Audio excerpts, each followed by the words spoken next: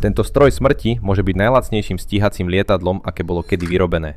Sledujete ukrajinský útočný dron FP2, ktorý počas letu vypaľuje rakety na ruský tím protivzdušnej obrany. Pre lepšie pochopenie, FP2 je ukrajinský strednedostrelový útočný dron vyrobený spoločnosťou Firepoint s doletom 200 km, čo je približne 125 míľ a nosnosťou 105 kg, teda asi 230 libier. Tento dron, aj bez raketových vylepšení, je už zodpovedný za niektoré z najničivejších ukrajinských útokov v roku 2026, keď zničil ruské systémy protivzdušnej obrany S-300, S-404 Tor, Pancir S-1 a Buk spolu s veliteľskými stanovišťami, muničnými skladmi a celými raketovými odpaľovačmi. Doteraz bol každý z týchto dronov jednosmerným útočným prostriedkom. Vypustíte ho, letí a pri náraze exploduje. Ale to sa práve zmenilo. Zábery pred vami ukazujú, ako FP2 vystreľuje podľa analytikov neriadené sovietske letecké rakety, pravdepodobne S5 kalibru 57 mm alebo S8 kalibru 80 mm, priamo na ruský mobilný tím protivzdušnej obrany, ktorý sa ho snažil zostreliť. Podľa správ dron nesie 2 odpaľovacie bloky po 4 raketách, čo znamená, že jeden dron môže vypáliť až 8 rakiet na svojich zachytávačov. Toto je nočná mora pre každú armádu, ktorá sa stane terčom.